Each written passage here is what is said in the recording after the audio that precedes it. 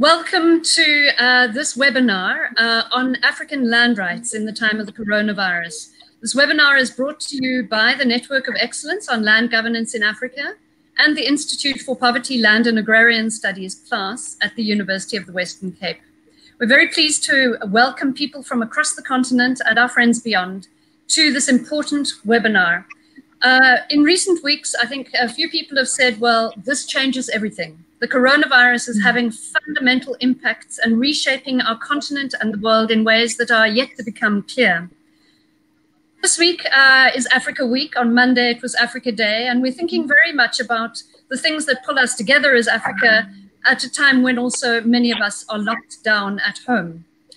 This is the very first in a series of webinars that will address issues around land rights and land governance and land politics in Africa, and relate land also to other important natural resources that people depend on for their livelihoods: water, forests, fisheries, and so on.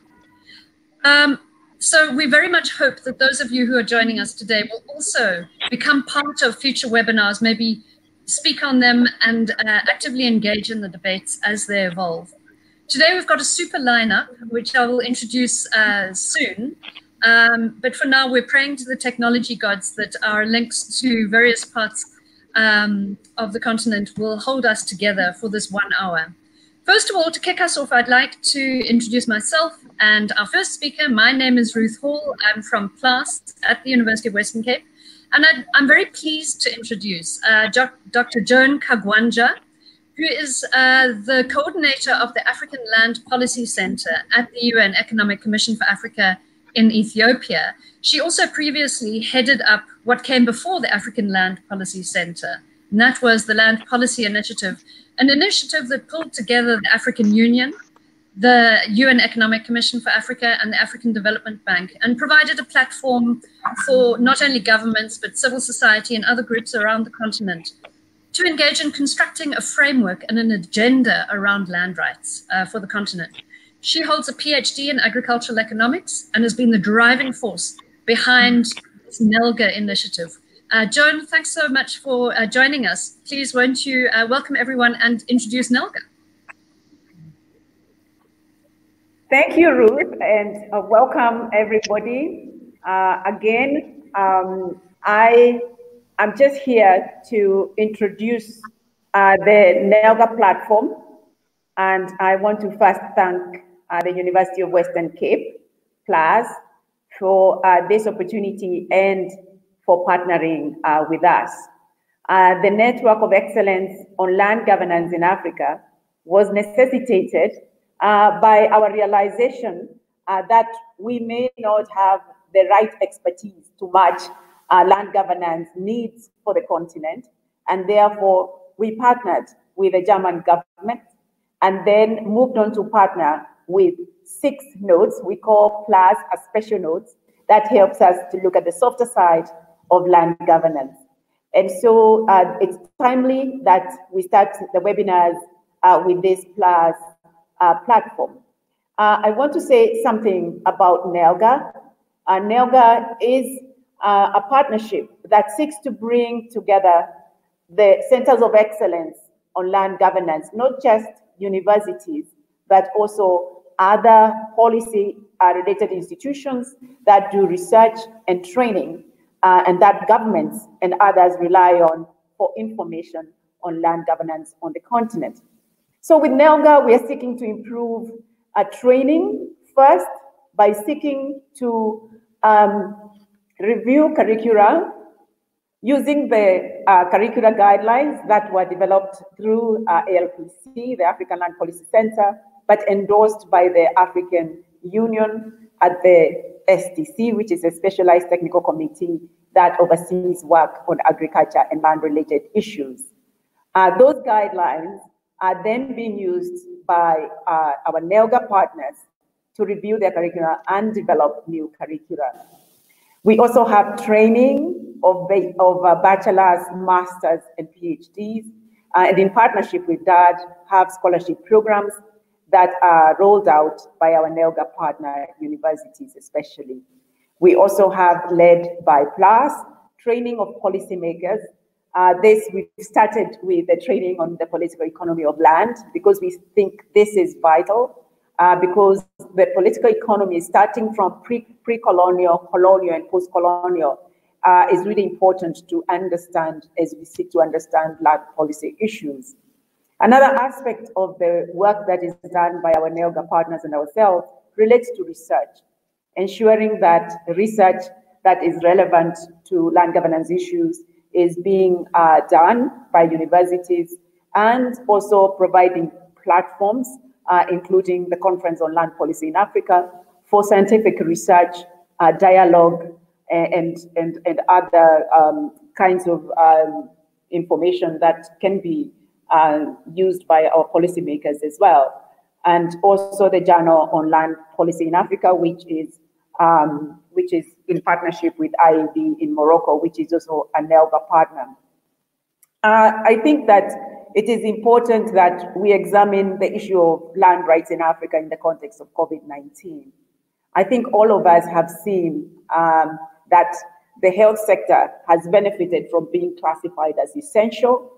We have seen restrictions that are seeking to stop the spread of the pandemic, and that has implications.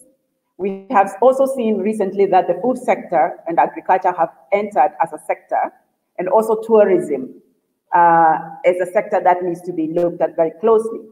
What we have noted is that the land rights delivery is not benefiting at the moment because our institutions are not functioning. And that's part of what we want to discuss now, and want to raise profile on the issue of land governance, on the issue of land rights, especially for our vulnerable populations, as we see more people moving to rural areas and land rights becoming more precarious. So I want to invite ourselves to have a good time, and I want to thank PLAAS for partnering with us on this. Thank you so much. Thanks so much, Joan, for joining us. I have to say, just to get a very good connection, Joan has agreed to hole up in a hospital in Kenya because she's in a rural area, like many people around the continent. At a time like this, you go home. And that's partly what we'll be dealing with as a theme, is people going home in the context of this pandemic. I'd like to then just lead us into the content of the discussion.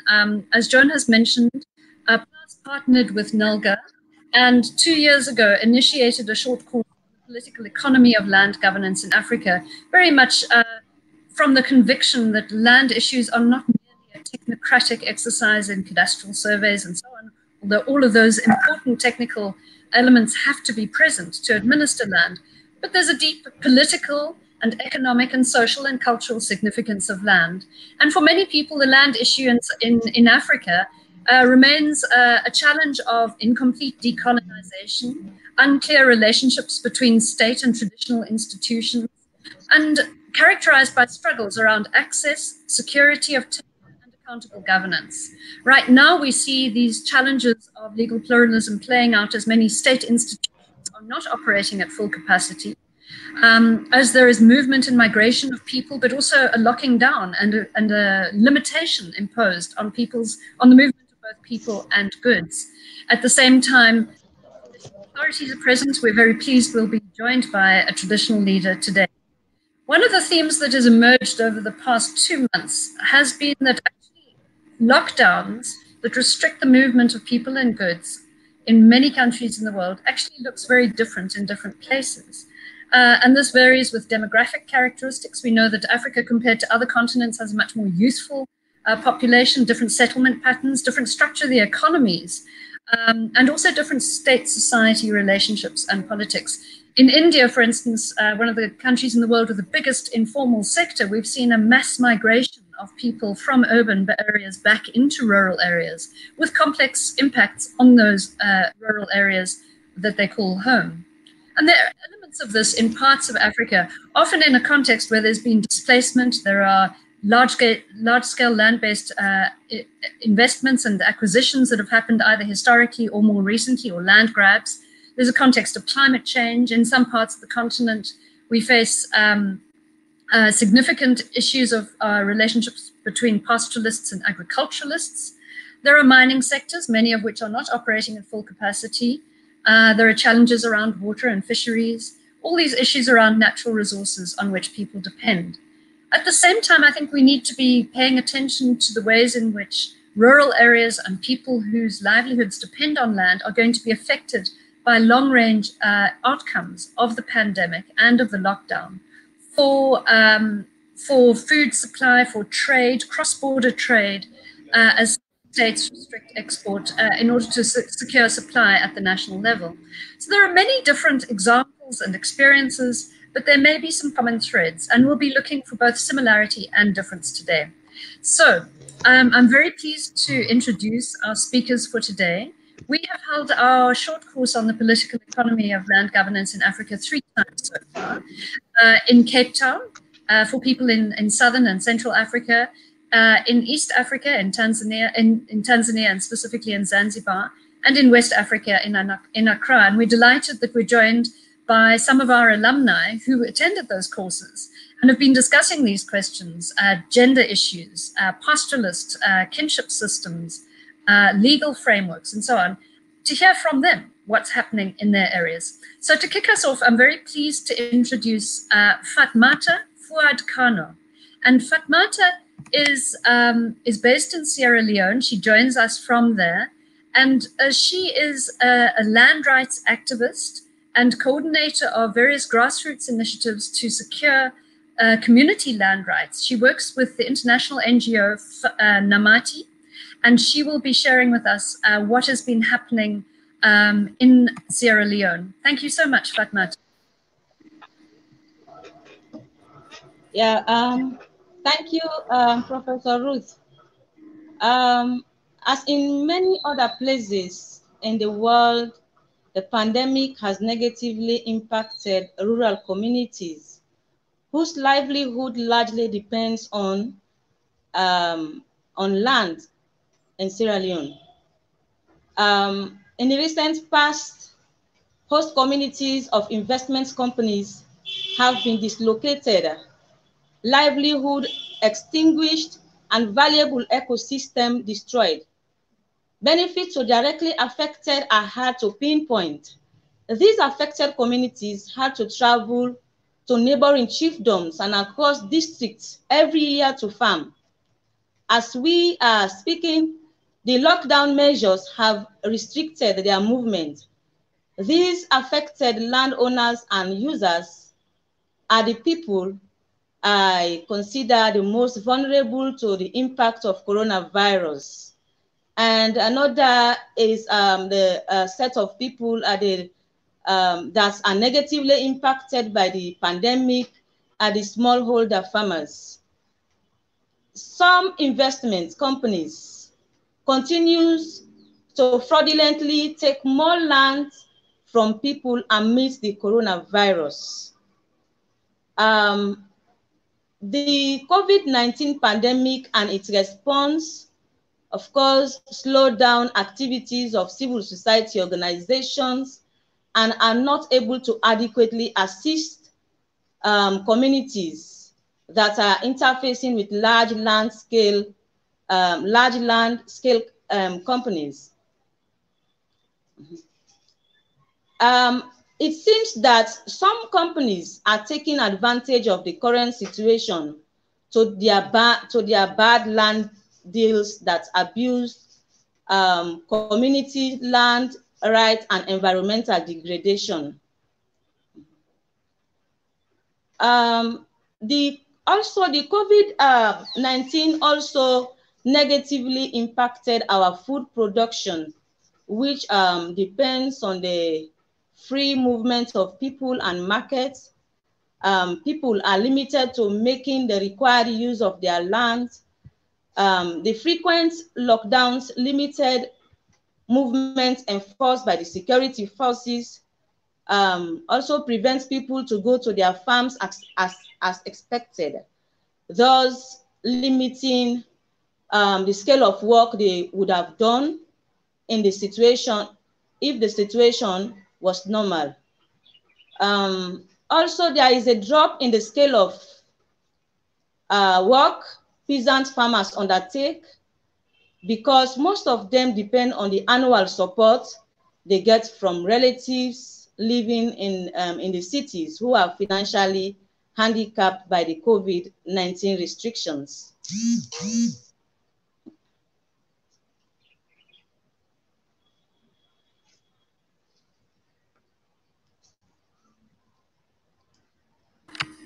Hi, Fatmata.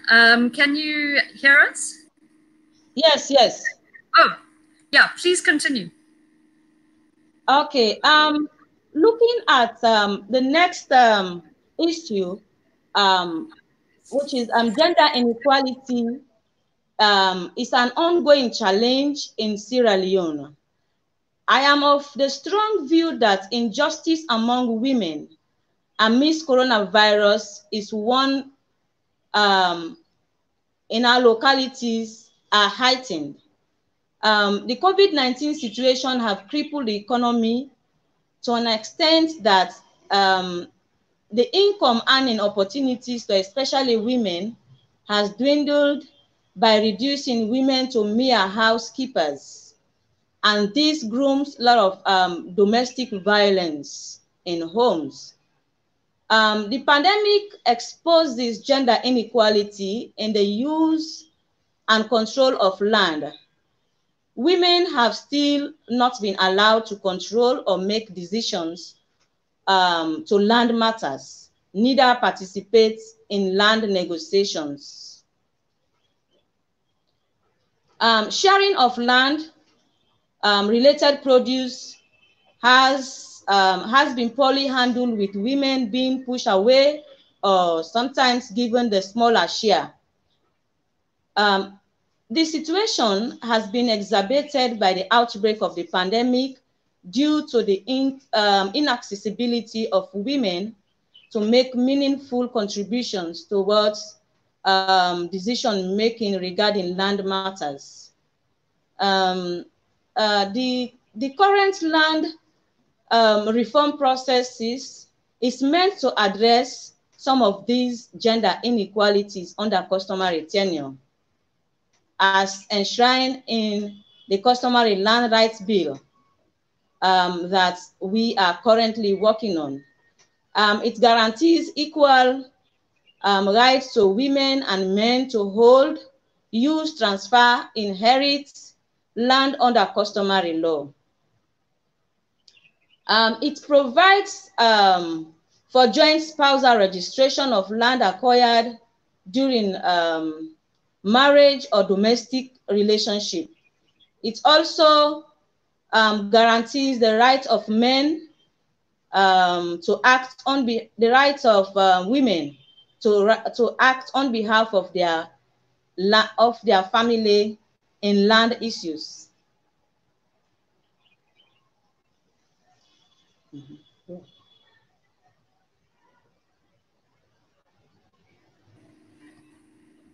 Fatmata, thank you very much for your introduction so far. I'm sure we're going to come back to you.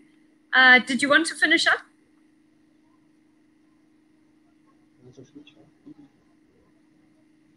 Hello? Please go ahead and finish up. Yes, I want to finish up. I'm getting some signals. I really, coming to the third issue that I would want to address is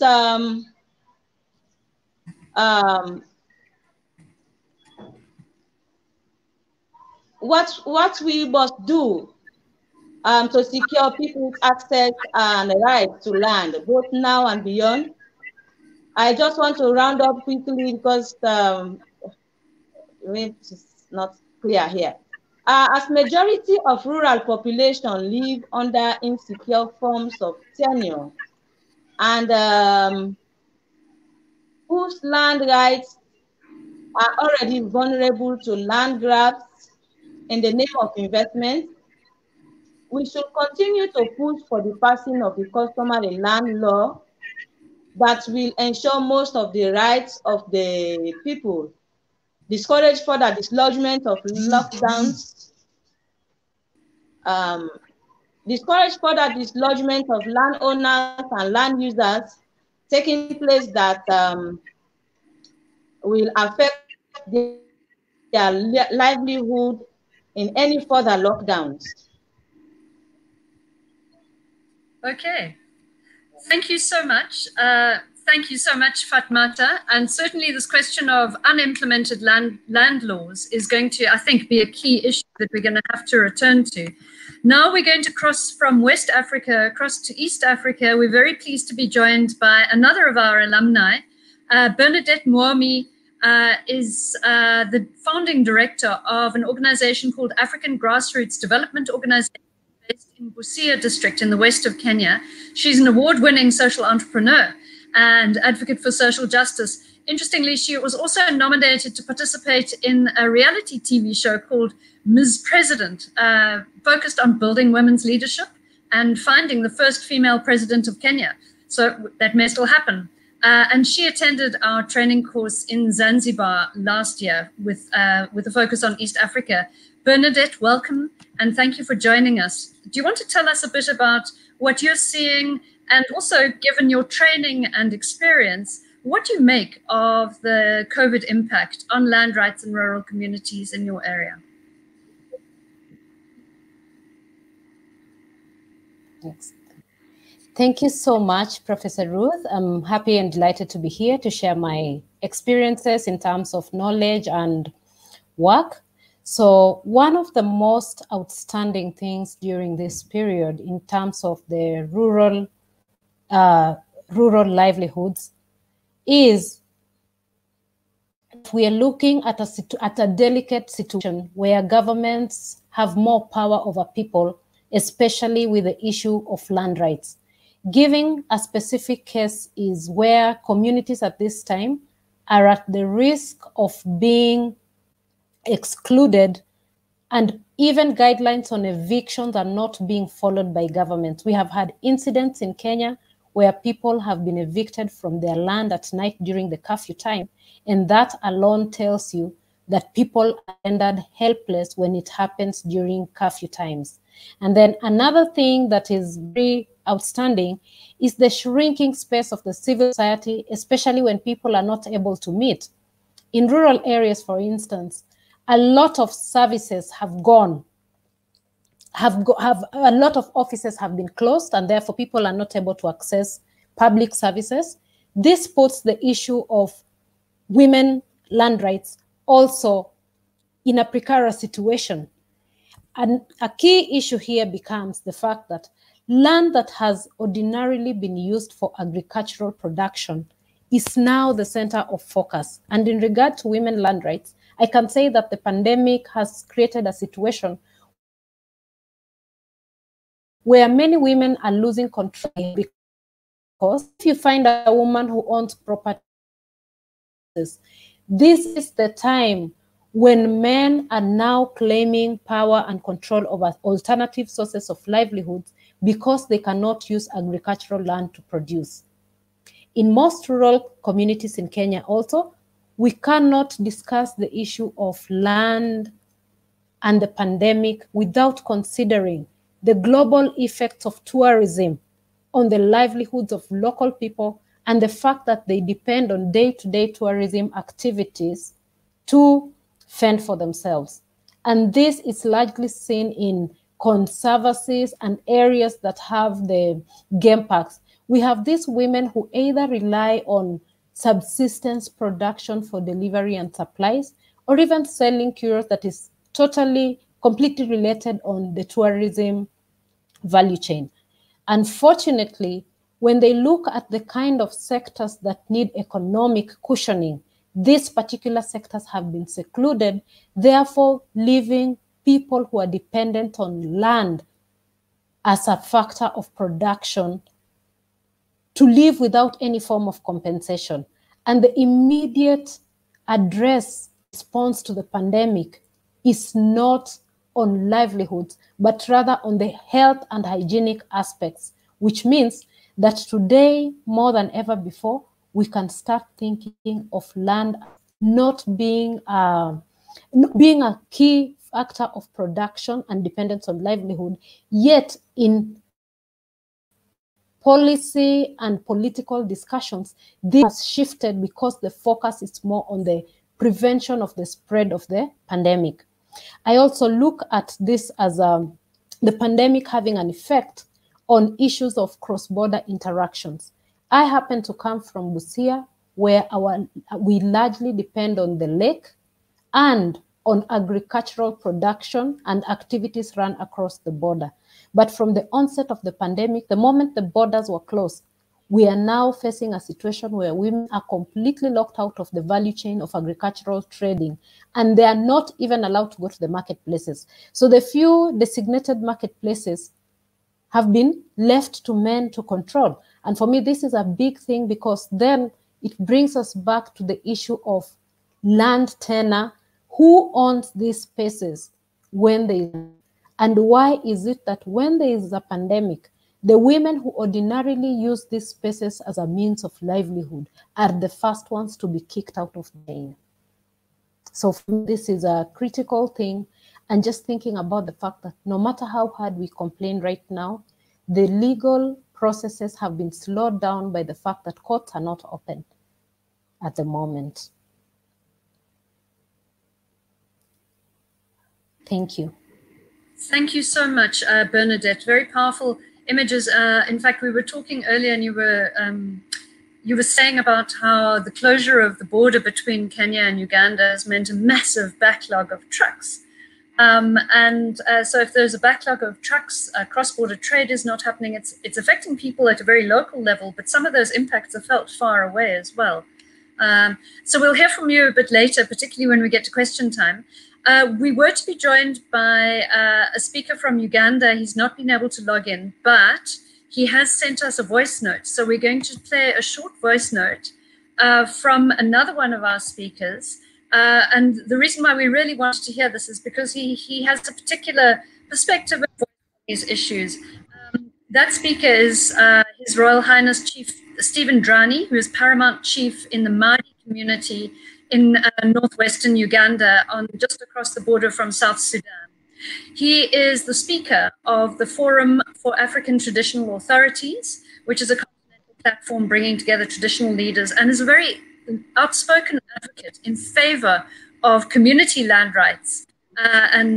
We were very pleased to be able to get him on board. Unfortunately, we see him now. I don't know if we can get him on. Chief, can you hear us? Are you able to join us and tell us your perspective on the impact of COVID in your part of Uganda?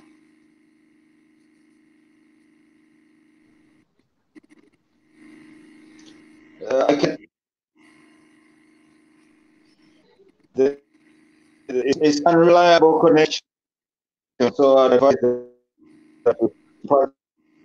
perhaps play the recordings. Can you hear me? We can. Perhaps just try, and if not, we can see if we can come later. Hello? I think perhaps, Chief Drani, maybe you can come back in question time. For now, I think perhaps what we'll do is we'll play a voice clip, a voice note that the Chief has sent to us to describe what's happening in his area. So let's get that on right now. And then hopefully maybe the line will improve and he can respond to your comments and questions a bit later in the show. Let's just wait and we'll play that voice clip right now.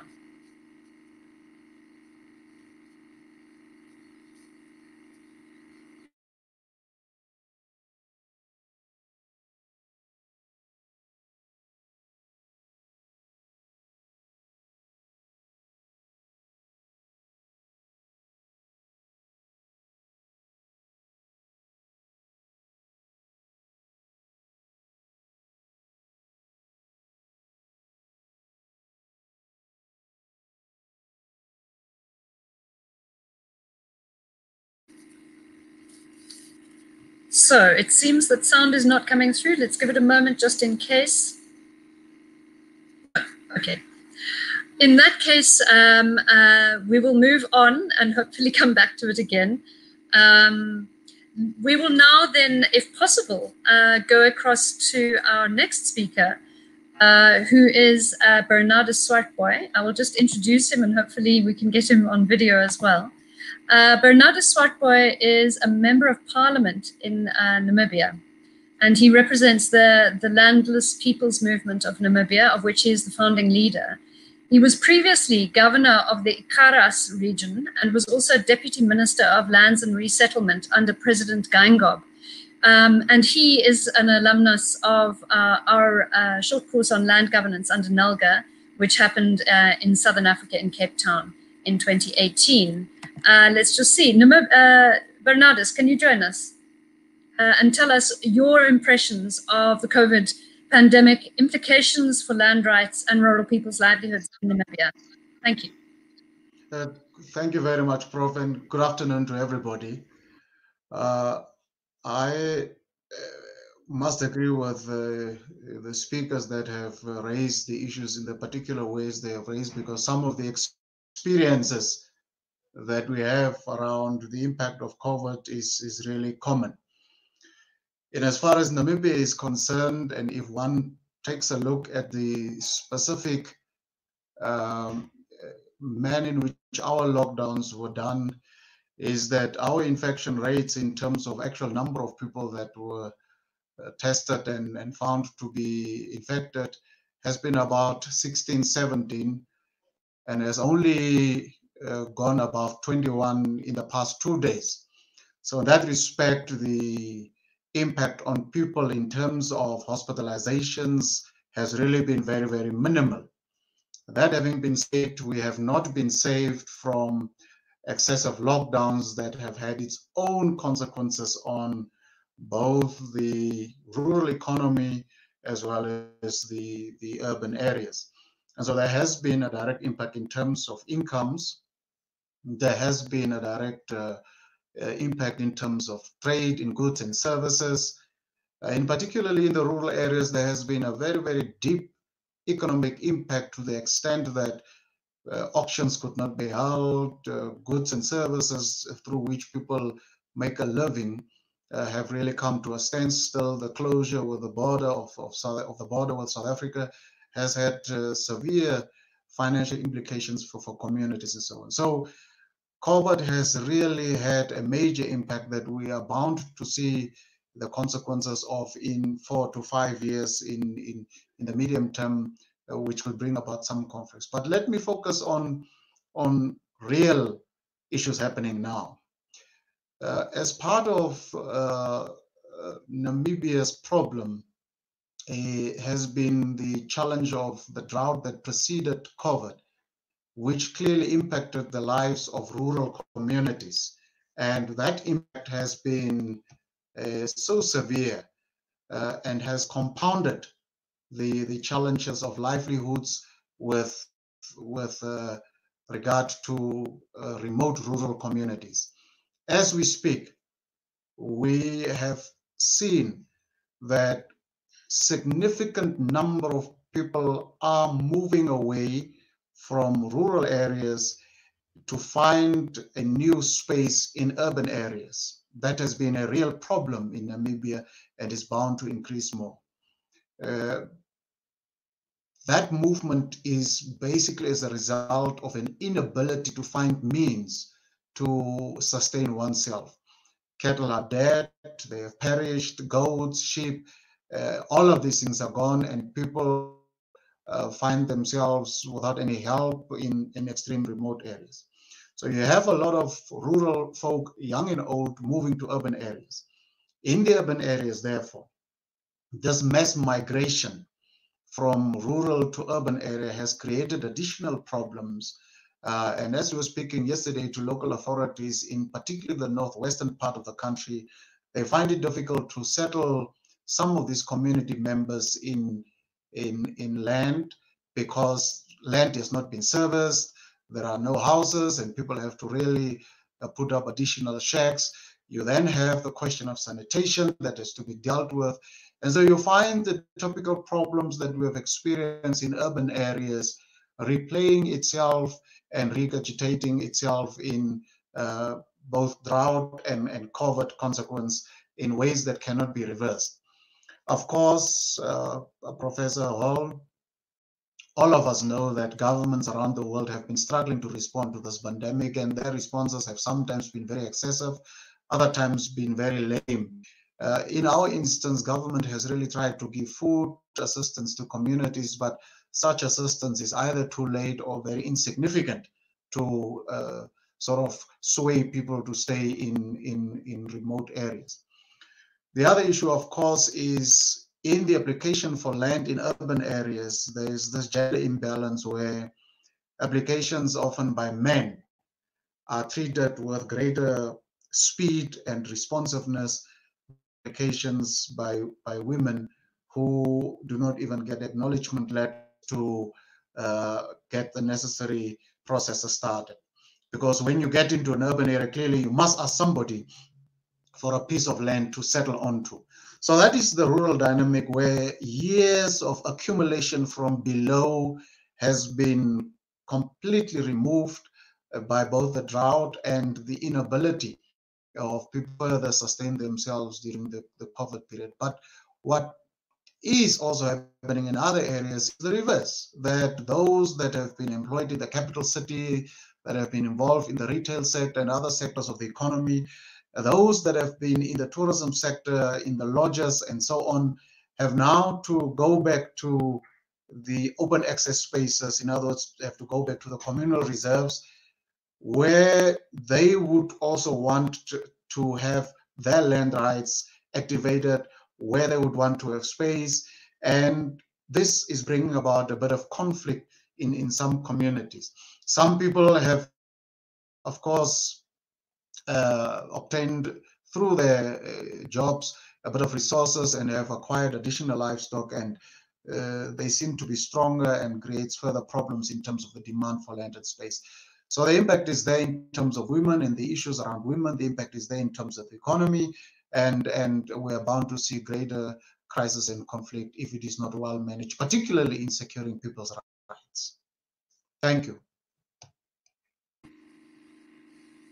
Thanks so much, Bernadus. It's so striking that we're hearing, in a sense, two storylines. One is people from rural areas moving to urban areas seeking some kinds of assistance, but also sort of a different movement, which we also heard about from Bernadette, which is people from urban areas going back home to rural homes, which is in a sense seen as a safety net, but that also then brings different dynamics into those rural areas. I'm also acutely aware that there are two significant natural disasters that have affected how people are able to respond to this. On the one hand, a drought in parts of the continent, a very severe drought, particularly in southern Africa, but also a very serious set of locust plagues in East Africa, hit around very much the same time. So we're seeing a combination, I think, of natural and climatic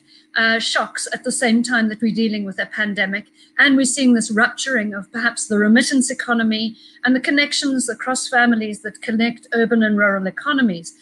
We now hopefully can be joined by Chief Drani from Northern Uganda, who attended our course also in Southern Africa a while back, to tell us, if you could, about what's happening in Northern Uganda, like Sierra Leone, an area that has a strong history of conflict and a complex set of issues around refugees and internally displaced persons within your area. So if you could share with us, that would be super. Thank you.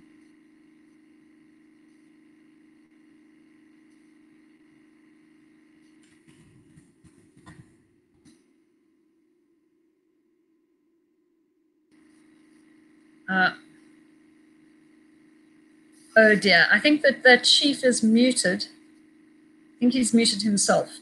In that case, for now, we will move across to some questions from our participants. We have an incredible range of people who are participating in this webinar from across the continent. And there are several questions that I think that we should address.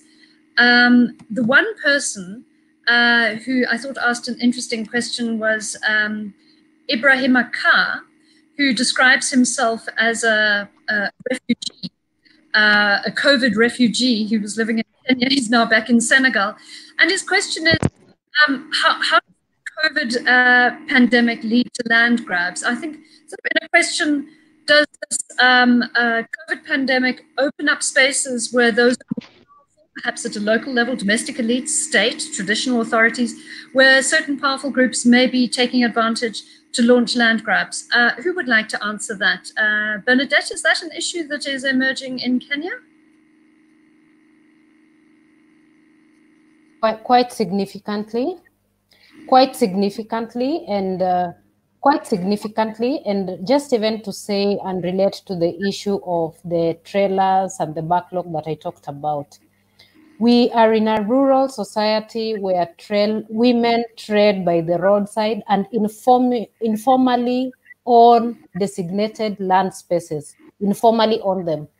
During this time when people are being asked to stay at home, these people are being kicked out of those areas which they ordinarily use for production. Their businesses are based there. They are kicked out, and the following time, somebody else is given a license to occupy the same piece of land.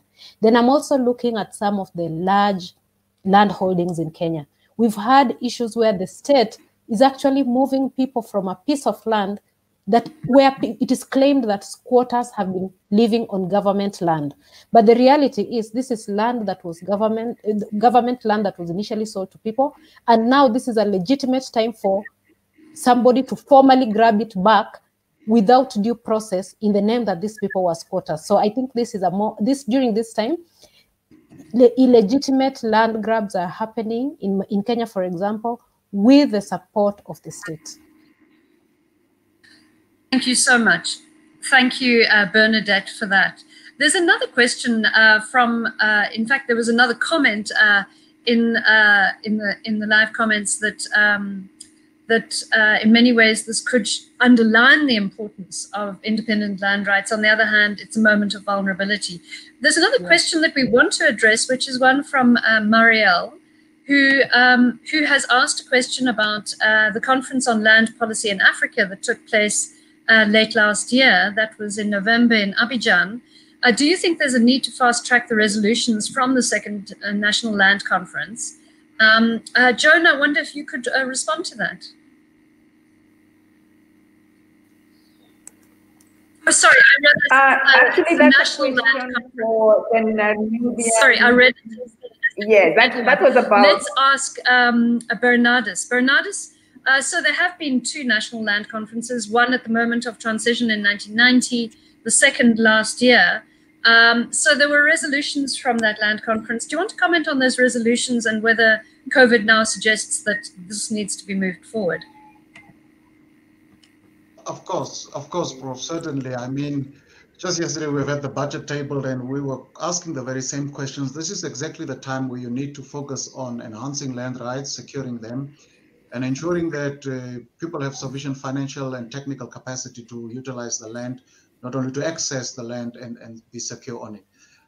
Surely, because of the inability for people to make a living on land that they have or land that they could access, you are likely to see a degree of abandonment of land by those that do not have the financial resources, and therefore a land grab by those that have resources to acquire extra livestock and so on and so forth, as we've seen in the Kavango West and other regions. So you are bound to see, if the land conference resolutions that include, for instance, the further distribution of land, the enhancement of communal areas, the provision of more water and additional infrastructure to make rural economy and rural livelihoods much more better and tenable.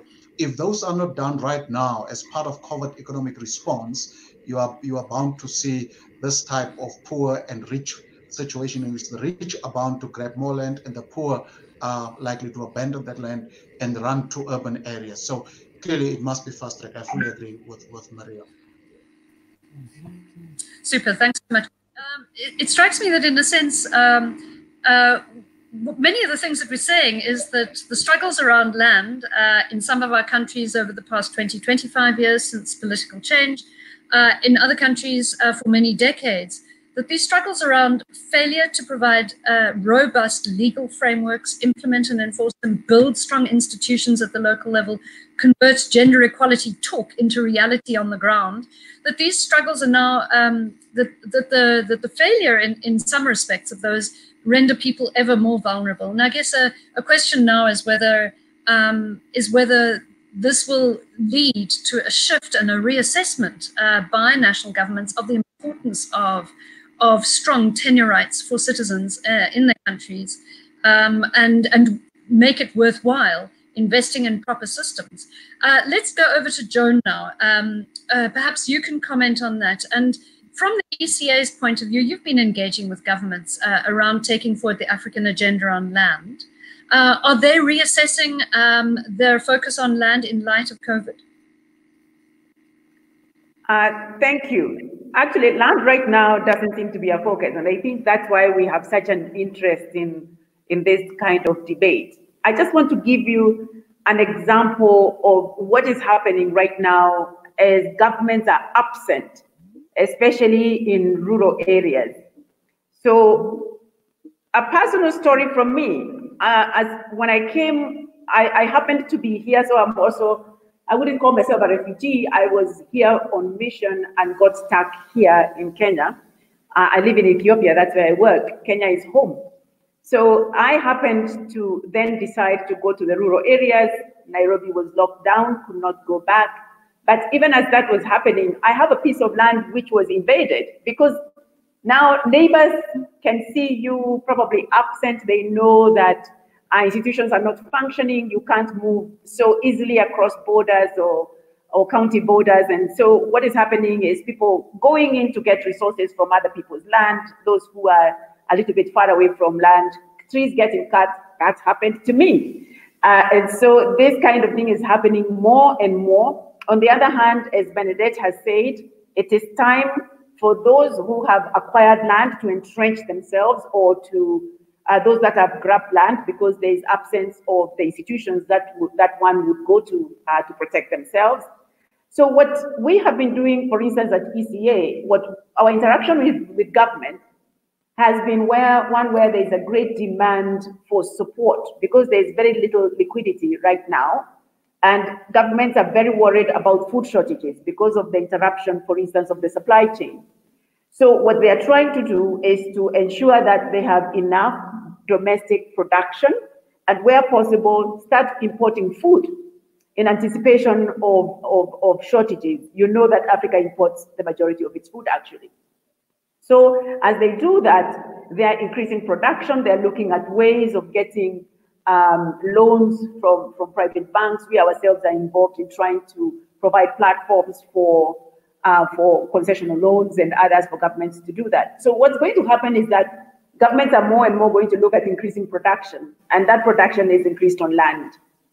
And where the land rights are not clarified over time, it means that we are going to see more and more situations where we have conflicts, and where we are going to see a demand for land needing security of land rights. So these are the kinds of issues that we should address, but bring the issue to the forefront that as you look to address issues of aviation, of tourism, of the health crisis, food and agriculture, do not forget the primary resource that is owned by the majority of the vulnerable.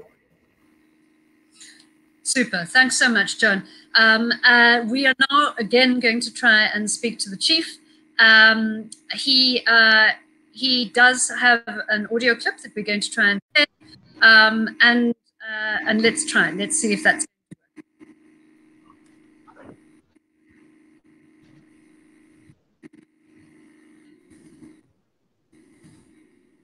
Yeah.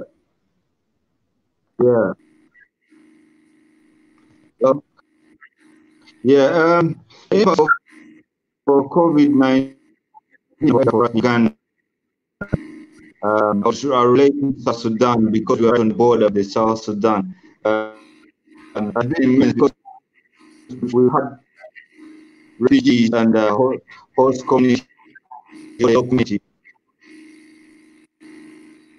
but I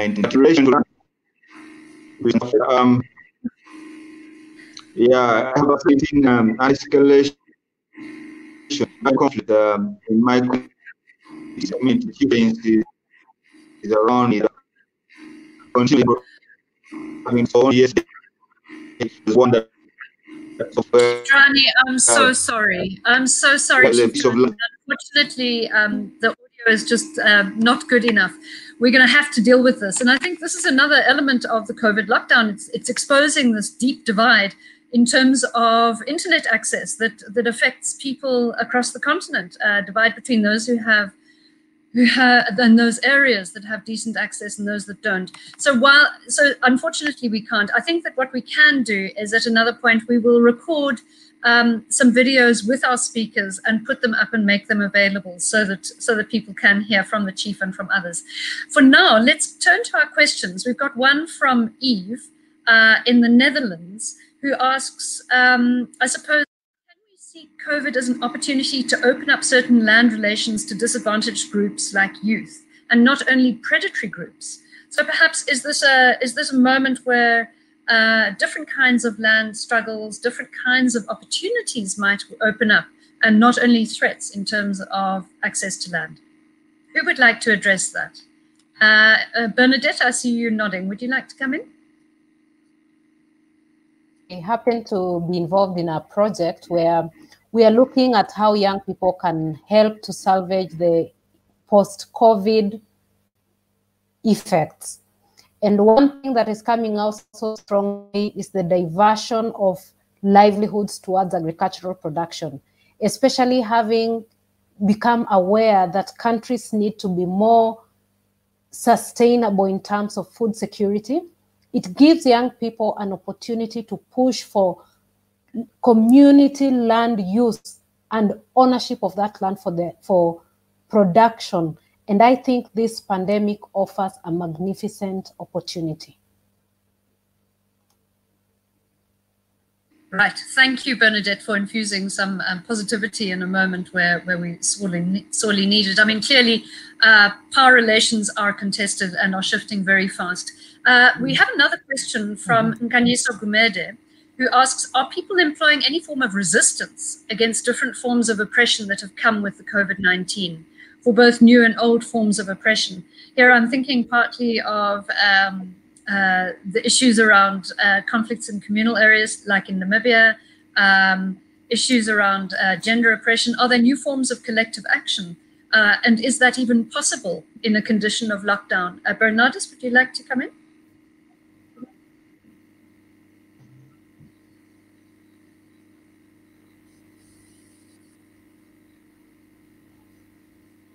Bernadus, you are muted. There we go. Yes, you can hear me now.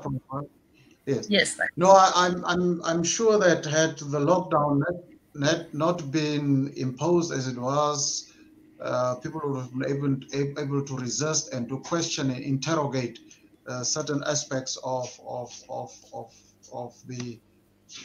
the impact of land. For instance, in urban areas, you have landlords that have been evicting tenants in quite significant ways without giving them payment holidays and so forth and so on. So the inability to mobilize new forms of resistance is quite real, given the fact that you are in a constant lockdown, yet the governments continue to strengthen the lockdown rules and regulations.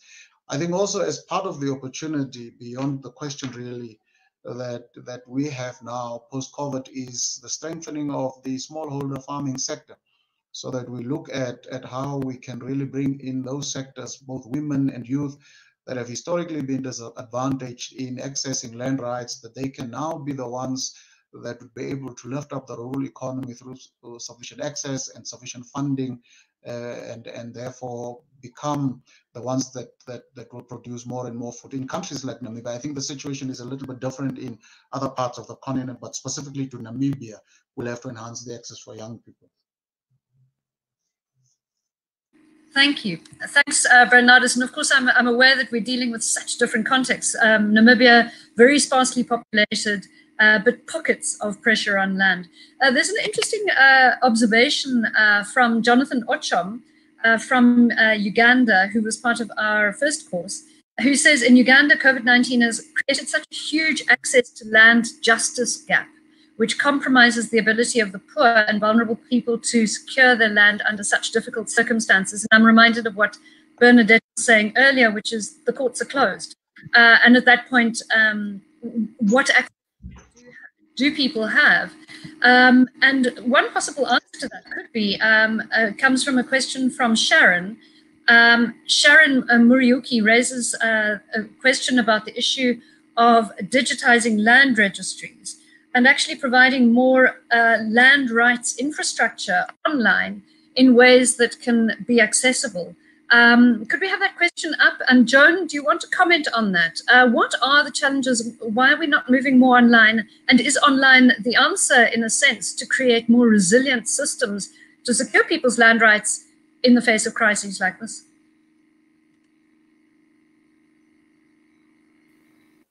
Yeah, I think that's a wonderful, wonderful point.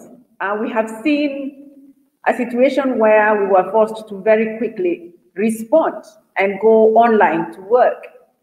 And so we see this as an opportunity. I really like the suggestion by Sharon. This is an opportunity for us to do what we should have done a long time ago. What we have seen with our member states is that there has been some resistance in terms of going digital. We claimed that it was about expenses at the beginning. And then, as you know, the more you go digital, the more the information is out there, the more open it is. And so the vested interests that sit in our ministries of lands are going to lose out. That is reality. But I think it is time, when we are all locked down in our homes, to really use these platforms and to demonstrate that it is not as expensive as we think to get this information out there, but also to develop, we are very good and very quick, I think, to develop the kinds of IT platforms and technologies that we need to be able to deliver land rights to the majority, and everybody is tuned in. Now is the time, I think, to go digital.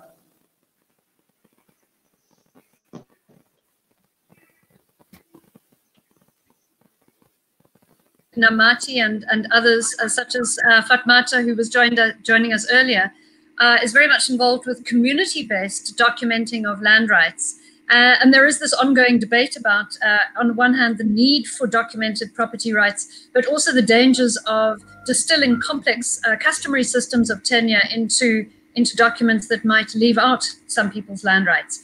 I'm also, just before we wrap up, I want to draw attention to an important point that Jacinda Kunda from Zambia makes, that there are reports that some people are selling their land to have access to income to sustain their lives because it costs their businesses. And so I think that distressed sales and vernacular land markets is also a priority issue. Just as we wrap up today, I want to emphasize this video will be available as a YouTube video. Please share it.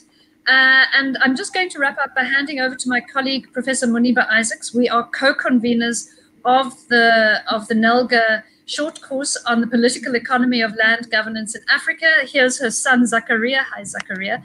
And you'll see we're both wearing our NELGA scarves. Instead of graduation gowns, our NELGA course has kente cloth scarves. So perhaps, Moenieba, you can just wrap up by indicating to everyone, given that we've launched a very successful, I think, short course on land governance in Africa, focusing on political economy questions. We've had it 3 times around the continent, but now we have to go online. Maybe you can just share the plans from here on. Thanks. Yes, thank you. Thank you very much, Ruth. Thank you, Joan. Thank you, Chief Drani, and thank you, Bernadus, Bernadette, and also Fatmata. Yes, it's all exciting to see all of you, and also a lot of our students that are online. I think the question of Sharon in terms of online platform and digitizing the online platform is definitely staring us in the face in terms of our online short course. Basically, the online short course is accredited by the University of Western Cape, and we in the past year we basically graduated 95 land professionals across the continent from 26 different countries across the continent. 40 of them were women, and we made sure that we had different sectors. Civil society, government was mainly represented by a number of 34, private was second, and civil society also formed a key part of our cause. Now moving with COVID, we need to move with COVID, we need to move online. And our first course, we will have a 5-week course on online, the short course, and we will send information on that very quickly. But I also find that the topic today in terms of land rights was in essence very general, and I think that it is important that we're also launching NALGA webinar series, and we will have every last Thursday of the next 6 months a NALGA webinar series, and we would also be interested in those listening in terms of what are the key topics. And I think it is also important that we go deep into the key topics. I would also like to see more issues on natural resources, because land governance is not only issues around land and resource grabs, there are also issues around natural resources, more particular thinking of ocean grabbing, particular thinking of life below the land, and extractives that are also factoring in. So I think it is important that we